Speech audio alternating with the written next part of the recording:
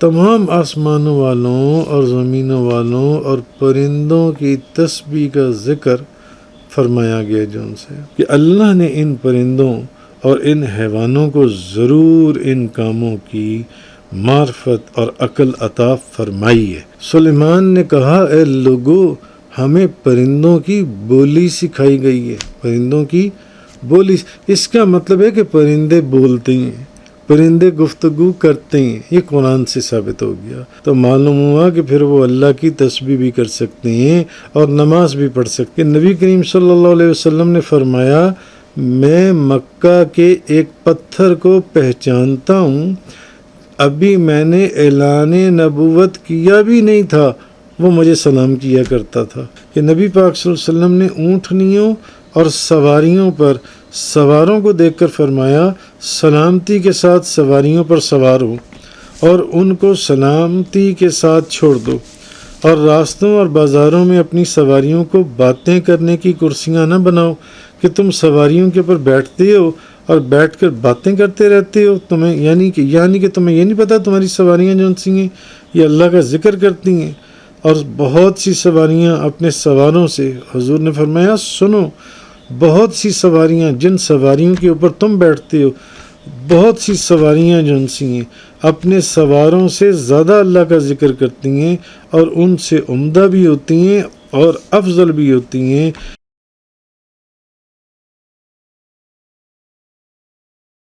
أَلَمْ تَرَ أَنَّ اللَّهَ يُسَبِّحُ لَهُ مَنْ فِي السَّمَاوَاتِ وَالْأَرْضِ وَالطَّيْرُ صَافَّاتٍ كُلٌّ قَدْ عَلِمَ صَلَاتَهُ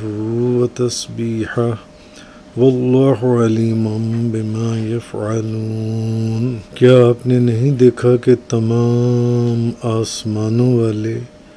اور زمینوں والے اور صف بصف اڑنے والے پرندے بے شک اللہ ہی کی تسبیح کرتے ہیں، ہر ایک کو اپنی نماز اور تسبیح کا علم ہے اور اللہ خوب جاننے والا ہے جو کچھ وہ کرتے ہیں۔ وَلِلَّهِ مُلْكُ السَّمَاوَاتِ وَالْأَرْضِ، اور اللہ ہی کے لیے آسمانوں اور زمینوں کی ملکیت ہے۔ وَإِلَى اللَّهِ الْمَصِيرُ، اور اللہ ہی کی طرف لوٹنا ہے۔ ان آیات میں بھی جو میں نے آپ کے سامنے ابھی تلاوت کی، اللہ تعالیٰ اپنی الوہیت، اپنی وحدانیت کے دلائل بیان فرما رہا ہے جو ان سے، یعنی کہا یہ جا رہا ہے کہ کیا آپ کو نہیں معلوم، کیونکہ اس کے بعد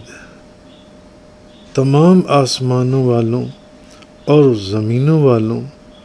اور پرندوں والوں، یعنی کہا یہ جا رہا ہے کہ کیا آپ نے نہیں دیکھا، مراد یہ کہ کیا آپ کو نہیں معلوم، کیونکہ تمام آسمانوں والوں اور زمینوں والوں اور پرندوں کی تسبیح کا ذکر فرمایا گیا جو ان سے، اور اس تسبیح کو جاننے کا تعلق دیکھنے اور حواس سے نہیں ہے بلکہ عقل اور علم سے ہے۔ اور گو کہ بظاہر اگر آپ دیکھیں تو اس آیت میں خطاب جو ہے وہ نبی پاک صلی اللہ علیہ وسلم آپ سرکار سے، لیکن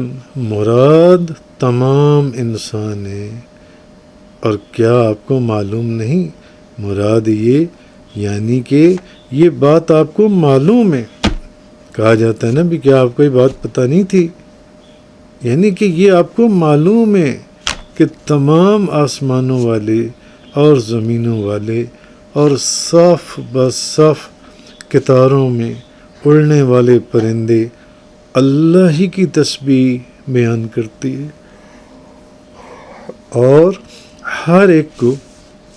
اپنی نماز اور اپنی تسبیح کا علم ہے۔ اچھا، اگر کوئی یہاں یہ اعتراض کرے کہ اس آیت میں تو پھر حیوانات کے ادراک پر بھی علم کا اطلاق ہے، تو حالانکہ عرف اور لغت میں حیوانات کے ادراک پر علم کا اطلاق نہیں کیا جاتا جن سے، تو پھر اس کا جواب کیا ہے؟ تو حیوانات کا ادراک جو ہے اصل میں علم نہیں ہے۔ حیوانات جو ہیں وہ صرف حواس سے ادراک کرتے ہیں، اور علم عقل سے ادراک کرنے کو کہتے ہیں۔ علم جن سے عقل سے ادراک کرنے کو وہ کہتے ہیں، اور حواس سے ادراک کرنے کو اس کو شعور کہتے ہیں، اور عقل سے ادراک کرنے کو علم کہتے ہیں۔ اچھا، انسان حواس سے جو لیکن انسان جو حواس سے ادراک کرتا ہے وہ بھی دراصل عقل سے ادراک کرتا ہے، اور حواس اس کے آلات ہیں جن سے۔ بہرحال حیوانات کا جو ادراک ہے وہ علم میں نہیں آئے گا، وہ علم میں نہیں آئے گا۔ ہاں، انسان حواس سے بھی جو ادراک کرتا ہے وہ بھی دراصل عقل سے ادراک کرتا ہے، حواس تو اس کے آلات ہیں جن سے۔ رہی بات حیوانات کا ادراک، تو وہ علم نہیں ہے۔ حیوانات صرف حواس سے ادراک کرتے ہیں، اور علم عقل سے ادراک کرنے کو کہتے ہیں، جیسے کہ میں نے پہلے کہا ہے۔ حواس سے ادراک کرنے کو شعور کہتے ہیں، اور عقل سے ادراک کرنے کو علم کہتے ہیں، اور حواس سے ادراک کرنے کو شعور کہتے ہیں، اور عقل سے ادراک کرنے کو علم۔ مگر انسان جو ہے یہ حواس سے جو ادراک کرتا ہے وہ بھی دراصل عقل ہی سے ادراک کرتا ہے۔ اچھا، امام فخر الدین رازی جان سے تفسیر کبیر کے اندر وہ لکھتے ہیں، وہ فرماتے ہیں، وہ کہتے ہیں کہ بعض علماء نے یہ کہا ہے کہ اللہ تعالیٰ نے پرندوں اور حشرات الارض کو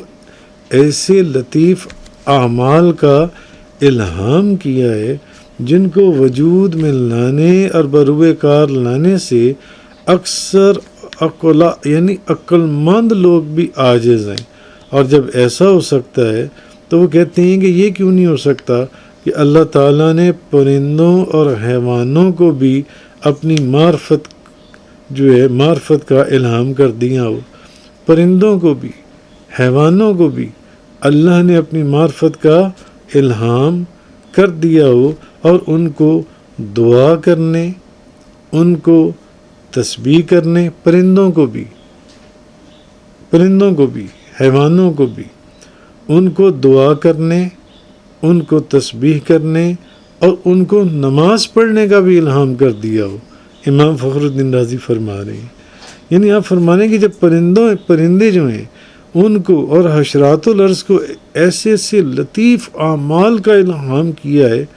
تو جن کو وجود میں لانے اور بروئے کار لانے سے عقل مندوں کی عقلیں بھی عاجز ہو جاتی ہیں،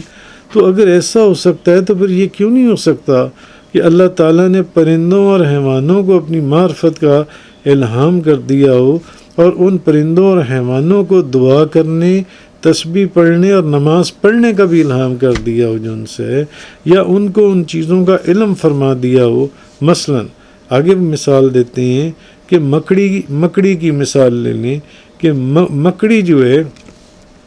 یہ کس طریقے سے جالا بنتی ہے، یعنی یہ کس طریقے سے جون سی ہے، یہ کن طریقوں سے مکھیوں اور مچھروں کو اپنے جالے میں پھنسا لیتی ہے اور اپنے جالے کے اندر ان کو قید کر لیتی ہے جون سی ہے۔ اور اسی طرح وہ کہتے ہیں کہ شہد کی مکھی کو دیکھیں، وہ مسدس یعنی 6 ضلعوں کی شکل جس کے سب زاویے برابر ہوں، وہ جو شہد کی مکھی ہے اس کا چھتا بناتی ہے، اور ایسی کمال اس میں اس کی انجینئرنگ ہے، اس شہد کی مکھی کی جون سی ہے ایسی کاریگری ہے کہ ماہر انجینئر بھی اس کی جو شہد کی مکھی کی انڈسٹری ہے اس کو دیکھ کر حیران رہ جاتا ہے۔ اور شہد کی مکھیوں کی پھر ایک ملکہ ہوتی ہے جو اپنی ریاست کا نظام چلاتی ہے، اور تمام مکھیاں اس کے احکام کے تابع ہوتی ہیں۔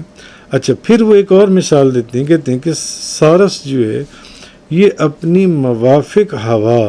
اور موسم کو طلب کرنے کے لیے یہ وہ لمبی ٹانگوں والا ایک سفید رنگ والا پرندہ ہے جن سے زمین کی ایک طرف ایک طرف سے دوسری طرف پرواز کر جاتا ہے، اور بعض اوقات وہ یورپ کے برفانی علاقوں میں سے وہ افریقہ کے گرم علاقوں کی طرف پرواز کر جاتا ہے، اور وہ اپنے موافق موسم کی تلاش میں ایک کانٹیننٹ سے دوسرے کانٹیننٹ میں وہ سفر کرتا ہے۔ اسی طرح وہ فرماتے ہیں کہ جو درندے دوسرے حیوانوں کا شکار کرتے ہیں، امام فخر الدین رازی وہ کہتے ہیں کہ کبھی دیکھیں تو صحیح کہ وہ کس طرح اس شکار کرنے کے لیے کس چال کے تحت، کس طریقے سے اس جانور کو پکڑنے کے لیے وہ ایک پھندا اس جانور کے لیے لگاتے ہیں اور چھپتے ہیں اور حملہ کرتے ہیں، یعنی کہ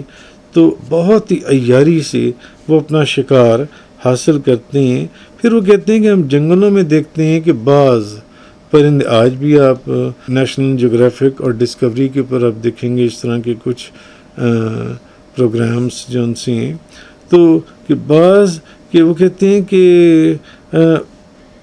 وہ پرندے جو ان سے ہیں تنکوں سے اپنے گھونسلے بناتے ہیں، اور وہ گھونسلے کئی منزلہ وہ گھونسلے ہوتے ہیں، ان میں کئی طے خانے اور کمرے ہوتے ہیں جن میں وہ اپنے بچے اور اپنے انڈوں کو وہ رکھتے ہیں، اور جو کمروں کے قائم مقام ہوتے ہیں وہ تنکے چن کر ان کو موڑ توڑ کر انتہائی باریکی اور فنکاری اور کمال انجینئرنگ سے وہ ان کمروں کو بناتے ہیں، وہ پرندے اور وہ گھونسلے، کہ ان کو دیکھ کر بے ساختہ انسان کی زبان سے نکلتا ہے کہ اللہ نے ان پرندوں اور ان حیوانوں کو ضرور ان کاموں کی معرفت اور عقل عطا فرمائی ہے، عقل عطا، کیونکہ اگر ان میں ان کاموں کی لیے عقل نہ ہوتی اور معرفت نہ ہوتی، جیسے انہوں نے ایک مکڑی کی مثال دی، پھر ایک شہد کی مکھی کی مثال دی، پھر اس سارس نامی پرندے کی مثال دی، پھر حیوانات کی انہوں نے مثال دی، اور پھر اس طرح اور بے شمار مثالیں دی جن سی ہیں، تو اگر ان میں عقل اور معرفت نہ ہو تو صرف حواس خمسہ سے یہ کام نہیں ہو سکتے۔ امام فخر الدین رازی یہ تفسیر کبیر کے اندر فرما رہے ہیں۔ قرآن مجید میں ہے، جیسے کہ سورہ نمل کے اندر،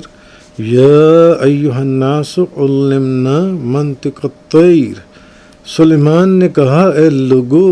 ہمیں پرندوں کی بولی سکھائی گئی ہے، پرندوں کی بولی، اس کا مطلب ہے کہ پرندے بولتے ہیں، پرندے گفتگو کرتے ہیں، یہ قرآن سے ثابت ہو گیا۔ میں نے دیکھا ان پر ایک عورت حکومت کر رہی ہے، اس کو ہر قسم کی چیزوں سے کچھ نہ کچھ دیا گیا ہے۔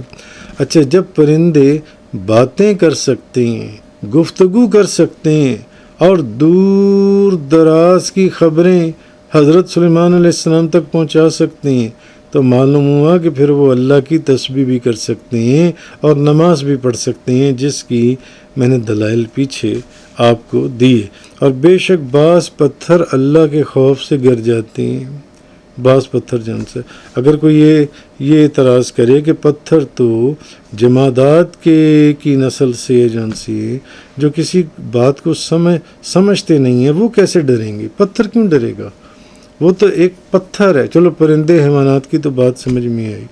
تو اس کا جواب یہ ہے کہ اللہ ان میں فہم اور ادراک پیدا کرے گا، اللہ کے الہام کرنے سے وہ ڈریں گے۔ اور اہل سنت والجماعت کا تو مذہب بھی یہی ہے کہ اللہ تعالیٰ نے عقل والوں کے علاوہ جمادات اور حیوانات کو بھی علم عطا فرمائی، جمادات کو اور حیوانات کو بھی علم عطا فرمایا گیا ہے، جس علم پر ان کے سوا اور کوئی واقف نہیں ہے۔ لہٰذا جمادات، نباتات اور حیوانات، یہ اب جماداتوں یا نباتاتوں یا حیواناتوں، وہ پرندے ہیں یا حیوانات ہیں، یہ اپنے حال کے مطابق نماز بھی پڑھتے ہیں، اور یہ اللہ سے ڈرتے بھی ہیں، اور یہ اللہ کی تسبیح بھی کرتے ہیں، ہر چیز اللہ کی حمد کے ساتھ اس کی تسبیح کرتی ہے۔ اب جب آ گیا کہ ہر چیز اللہ کی تسبیح، اب یہ تو یہاں سے ثابت ہو گیا کہ اب ہر چیز میں تو پرندے بھی آ گئے، جمادات بھی آ گئے، نباتات بھی آ گئے، حیوانات، اس کا مطلب ہے کہ یہ بھی تسبیح اللہ کی کر رہے ہیں۔ وَالطَّيْرُ صَافَّاتٍ کُلٌّ قَدْ عَلِمَ صَلَاتَهُ وَتَسْبِيحَهُ، اور صف بصف اڑنے والے پرندے ہر ایک کو اپنی نماز کا بھی پتہ ہے، اپنی تسبیح کا بھی پتہ ہے۔ کیا آپ نے نہیں دیکھا کہ بے شک اللہ ہی کے لیے وہ سب سجدہ کرتے ہیں جو آسمانوں میں اور زمینوں میں ہیں، اور سورج اور چاند جون سی ہیں۔ بہرحال حضرت جابر، مسلم شریف کی حدیث ہے، حضرت جابر بن سمرہ رضی اللہ تعالیٰ عنہ بیان کرتے ہیں کہ نبی کریم صلی اللہ علیہ وسلم نے فرمایا، میں مکہ کے ایک پتھر کو پہچانتا ہوں، ابھی میں نے اعلان نبوت کیا بھی نہیں تھا وہ مجھے سلام کیا کرتا تھا۔ مکہ کا ایک پتھر تھا، میں نے ابھی اعلان نبوت نہیں کیا تھا مگر وہ مجھے سلام کیا کرتا تھا، تو میں اس کو اب بھی پہچانتا ہوں۔ یہ مسلم شریف کی حدیث ہے۔ حضرت ابو ہریرہ، تو اس کا کیا مطلب ہے؟ پتھر بھی بولتے ہیں، پتھر بھی بولتے ہیں، اللہ کی تسبیح بیان کرتے ہیں۔ حضرت ابو ہریرہ رضی اللہ تعالی عنہ بیان کرتے ہیں کہ ایک دن رسول اللہ صلی اللہ علیہ وسلم نے ہمیں صبح کی نماز پڑھائی، پھر لوگوں کی طرف منہ کر کے فرمایا کہ دیکھو ایک شخص ایک گائے لے کر جا رہا تھا، جب وہ تھک گیا تو وہ گائے کے اوپر بیٹھ گیا اور اس گائے کو مارنے لگا۔ گائے نے کہا، میں اس لیے نہیں پیدا کی گئی، میں صرف زمین میں ہل چلانے کے لیے پیدا کی گئی ہوں۔ تو لوگوں نے کہا سبحان اللہ، کیا گائے بھی باتیں کرتی ہے؟ تو رسول اللہ صلی اللہ علیہ وسلم نے فرمایا، میں اور ابو بکر اور عمر اس پر ایمان لاتے ہیں۔ حالانکہ اس وقت حضرت ابو بکر اور حضرت عمر وہاں موجود ہی نہیں تھے۔ اور حضرت جابر رضی اللہ تعالیٰ عنہ بیان کرتے ہیں کہ نبی پاک صلی اللہ علیہ وسلم خطبہ دیتے تھے تو ستونوں میں سے ایک ستون کے ساتھ ٹیک لگاتے تھے۔ اس کا ذکر پہلے بھی میں کئی دفعہ کر چکا ہوں۔ وہ ستون کھجور کا تنا تھا، پھر جب آپ کے لیے ممبر بنا دیا گیا تو آپ اس پر بیٹھ گئے۔ اب جب آپ اس پر بیٹھ گئے تو جس طرح اونٹنی روتی ہے اس طرح وہ ستون روتا تھا، یہاں تک کہ اہل مسجد نے اس کی آواز سنی، حتیٰ کہ رسول اللہ صلی اللہ علیہ وسلم ممبر سے اترے اور حضور نے اس ستون کو گلے سے لگایا اور پھر اس کو سکون آیا۔ یہ بخاری شریف کی حدیث ہے، نسائی شریف، ابن ماجہ کے اندر یہ حدیث آئی ہے۔ تو ان تمام احادیث میں یہ بات ثابت ہو گئی کہ پتھر ہوں یا درخت ہوں، یعنی حیوانوں کے بولنے، کلام کرنے اور نبی پاک صلی اللہ علیہ وسلم پر سلام عرض کرنے کا ثبوت ہے۔ اور جب یہ بول سکتے ہیں، جب یہ سلام عرض کر سکتے ہیں تو پھر یہ اللہ کی تسبیح بھی کر سکتے ہیں۔ یہ تو نہیں ہو سکتا کہ یہ بول نہ سکتے ہوں اور یہ سلام نہ کر سکتے ہوں۔ جب یہ بول سکتے ہیں اور یہ سلام کر سکتے ہیں تو پھر یہ اللہ کی تسبیح بھی پڑھ سکتے ہیں۔ تو معلوم حضرت عبداللہ بن مسعود رضی اللہ تعالی عنہ بیان کرتے ہیں، آپ فرماتے ہیں کہ ہم معجزات کو برکت شمار کرتے تھے اور تم ان کو ڈرانے والی اشیاء خیال کرتے ہو۔ تو ہم رسول اللہ صلی اللہ علیہ وسلم کے ساتھ ایک سفر میں تھے کہ پانی کم ہو گیا، تو آپ نے فرمایا چلو جتنا پانی ہے اتنا لے آؤ۔ ہم ایک برتن میں تھوڑا سا پانی لائے تو نبی پاک صلی اللہ علیہ وسلم نے اس برتن میں اپنا ہاتھ رکھا، تو اللہ کی برکت والے ہاتھ رکھا اور آپ نے فرمایا اللہ کی برکت والے مبارک اور پاک کرنے والے پانی کی طرف آؤ۔ تو آپ فرماتے ہیں میں نے دیکھا کہ نبی پاک صلی اللہ علیہ وسلم کی انگلیوں سے پانی جاری ہو چکا تھا، اور جس وقت کھانا کھایا جاتا تھا تو ہم کھانے کی تسبیح سنا کرتے تھے۔ یہ بخاری شریف کی حدیث مبارک ہے۔ اسی طرح ایک حدیث میں، ایک روایت میں حضرت انس بن مالک رضی اللہ تعالیٰ عنہ سے روایت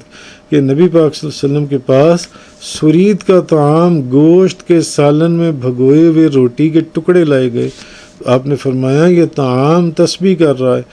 یعنی وہ کھانا جو ہے وہ تسبیح کر رہا تھا۔ صحابہ نے کہا یا رسول اللہ آپ اس کی تسبیح سمجھ رہے ہیں؟ آپ نے فرمایا ہاں، پھر رسول اللہ صلی اللہ آپ نے نبی پاک صلی اللہ علیہ وسلم نے ایک شخص سے کہا اس پیالے کو اپنے قریب کرو،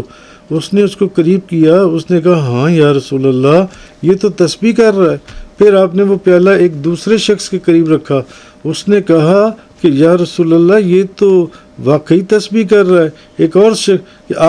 اس نے کہا آپ یہ سب کو سنائیں، دوسرے شخص اس نے بھی اسی طرح کہا۔ اچھا اس نے کہا کہ آپ نے فرمایا اگر اس نے کسی شخص کے پاس یہ تسبیح نہ پڑھی تو تم سمجھو گے کہ شاید یہ شخص گناہ گار ہے، تو اس لیے جو ان سے اس نے ایسا کیا جو ان سے۔ بہرحال امام احمد حضرت انس بن مالک رضی اللہ تعالی عنہ سے روایت کرتے ہیں کہ نبی پاک صلی اللہ علیہ وسلم نے اونٹنیوں اور سواریوں پر سواروں کو دیکھ کر فرمایا سلامتی کے ساتھ سواریوں پر سوار ہو اور ان کو سلامتی کے ساتھ چھوڑ دو،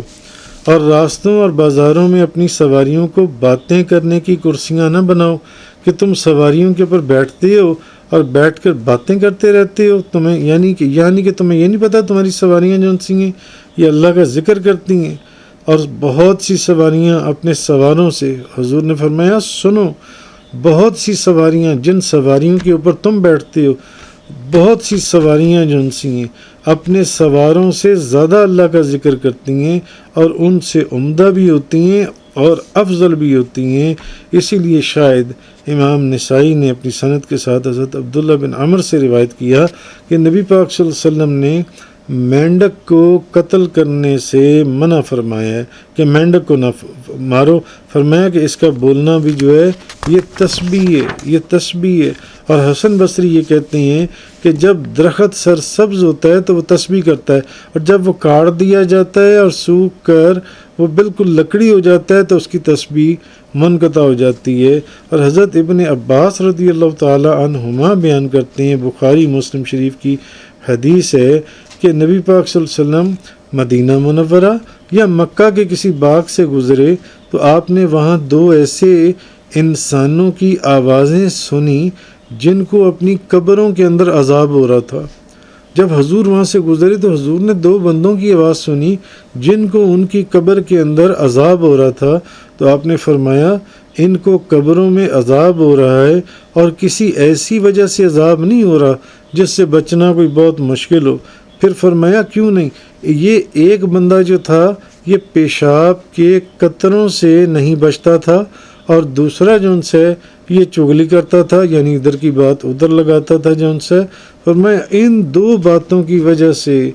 ان دونوں کو اپنی اپنی قبروں کے اندر عذاب ہو رہے۔ پھر آپ نے درخت کی ایک شاخ منگوائی اور اس کے دو ٹکڑے کیے اور ہر قبر پر ایک ٹکڑا رکھ دیا۔ آپ سے عرض کیا گیا کہ یا رسول اللہ آپ نے ایسا کیوں کیا کہ آپ نے درخت کی ایک شاخ کے دو ٹکڑے کر کے ان دونوں کی قبروں کے اوپر وہ دونوں ٹکڑے رکھ دیے جون سے ہیں، ایسا آپ نے کیوں کیا؟ تو فرمایا اس لیے کہ جب تک یہ شاخیں خشک نہیں ہوں گی یعنی سرسبز رہیں گی ان کے عذاب میں تخفیف رہے گی، ان کا عذاب جو ان سے وہ کم ہو جائے گا جو ان سے۔ بہرحال آگے جو فرمایا وَلِلَّهِ مُلْكُ السَّمَاوَاتِ وَالْأَرْضِ وَإِلَى اللَّهِ الْمَصِيرُ، اور آسمانوں اور زمین کی بادشاہت اللہ ہی کے لیے اور اللہ ہی کی طرف لوٹنا ہے۔ یعنی آسمانوں اور زمین کی بادشاہت کسی اور کے لیے نہیں بلکہ صرف اللہ ہی کے لیے، کیونکہ وہی ان کا خالق ہے اور وہی ان میں ہر طرح کا تصرف کرنے والا ہے۔ وہ جیسی چاہے آسمانوں اور زمینوں کی بادشاہت میں وہ تصرف فرمائے، وہ ہر چیز کا مالک ہے۔ اور مخلوق کو فنا ہونے کے بعد جب وہ دوبارہ زندہ کیا جائے گا تو سب نے صرف اللہ کی بارگاہ میں ہی لوٹنا ہے۔ اس لیے ہر انسان کو چاہیے کہ وہ صرف ایسے مالک اور ایسے طاقت اور قوت والے مالک ہی کی عبادت کرے اور اپنی زبان سے اور دل سے ہر طریقے سے صرف اسی کی تسبیح بیان کرے جس کی تسبیح جمادات، حیوانات، نباتات اور یہ چرند اور پرند بھی جس کی تسبیح بیان کر رہی ہیں۔ وآخر الدعوانا ان الحمد للہ رب العالمین۔ تفسیر قرآن کا یہ لیکچر انگلش میں سننے کے لیے براہ کرم ڈسکرپشن میں موجود لنک پر کلک کریں۔